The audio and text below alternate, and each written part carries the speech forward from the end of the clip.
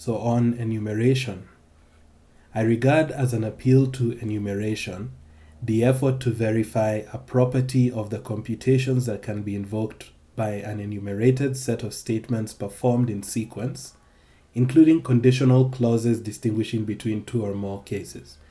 Let me give a simple example of what I call enumerative reasoning. Enumerative, that is just numbering. It is asked to establish that the successive execution of the following two statements, and here we have it, d is assigned to d over 2, and then if d is less than or equal to r, you do the following, you assign r to r minus dd. So it's asked to establish that the successive execution of the following two statements, operating on the variables r and dd, leaves the relations 0 less than or equal to r less than dd invariant. So what is Dijkstra saying over here? He's saying that what we want to show, the example we're investigating, is a block of code that if we wrote it in C would look like, well, d is equal to dd over, well, dd is divided by 2, so that is dd is equal to dd over 2. Then if dd is less than or equal to r, we want to set r equal to r minus dd, or more tersely, r minus equals dd, right?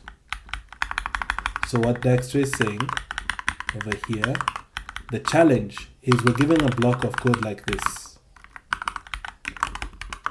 and we want to show that assuming prior to executing the block below, we have that 0 is less than or equal to r, which is less than dd, then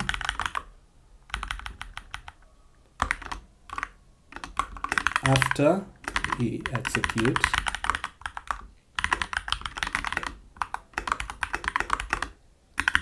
so you get the idea over here. So assuming that we have 0, r is between 0 and dd, but is strictly less than dd, then after we execute this block, we'll have r still between dd and and greater than or equal to 0.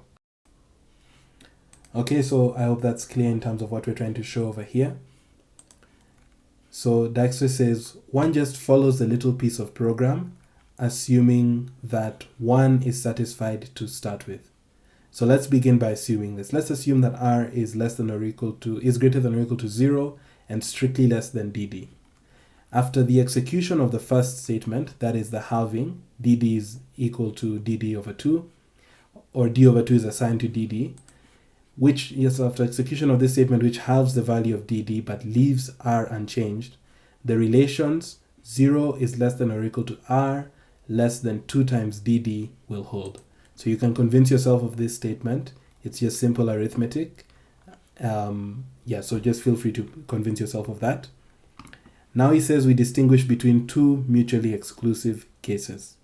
So case number 1, let's suppose that dd is less than or equal to r. So let's suppose that this operation, dd was near enough to r that when we divide d by 2, we end up with dd either equal to r or less than r.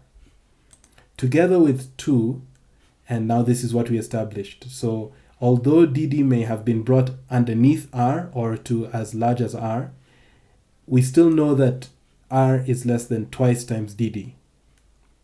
So together with 2, this leads to the relations that dd is less than or equal to r, but r is also less than 2 times dd. In this case, the statement following do will be executed. This statement over here, the decreasing of r by dd. When this statement will be executed, and it will be executed because we're in the case where we assumed that dd, after this point, we're assuming that we established dd is less than or equal to r because dd was sufficiently small to start with. So we'll enter this if condition.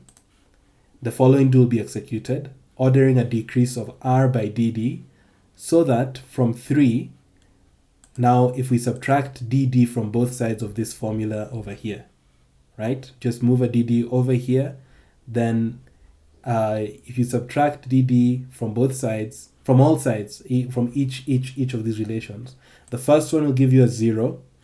Here we'll have r minus dd, but note that we've assigned r.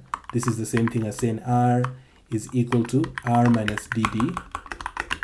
So we'll have r minus dd in the middle, but this is our new value of r. So after this statement is executed, it will just be r.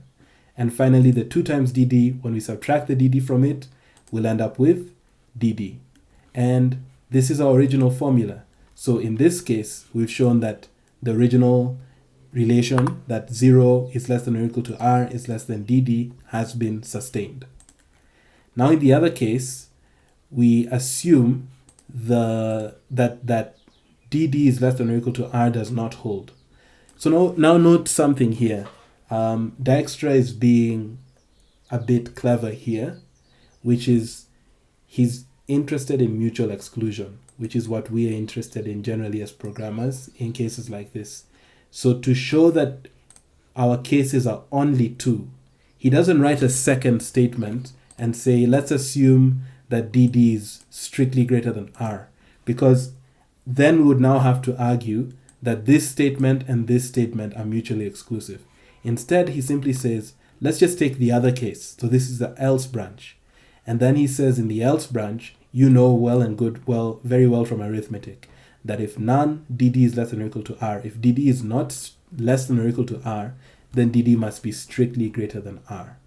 Now in this case, the statement following do will be skipped, and therefore r has its final value. So that is to say, we executed dd is less than or equal to 2, but that dd was big enough that at the end of that statement we still have dd strictly greater than r. In this case, dd greater than r together with 2, remember we said that r is between 0 and 2 times dd. So the lower branch here still holds the fact that r is greater than or equal to greater than or equal to 0. And then the upper branch is what we have over here, that dd is greater than r. So this case together with expression 2 is valid after the execution of the first statement. This leads immediately to 0 is less than or equal to r, which is less than dd. So that also in the second case, 1 will be satisfied. So you see in both these cases, we end up in a situation where the original proposition that held here still holds. Thus we have completed our proof of the invariance of relations 1. We have also completed our example of enumerative reasoning, conditional clauses included. So it's a bit of a drawn out explanation of something that's fairly obvious, that if you execute this block of code, you will never disturb this relation if it's originally established. But it helps us establish a foundation for how to reason about hard examples. And so let's look at that now. Now we'll turn on mathematical induction in our next video.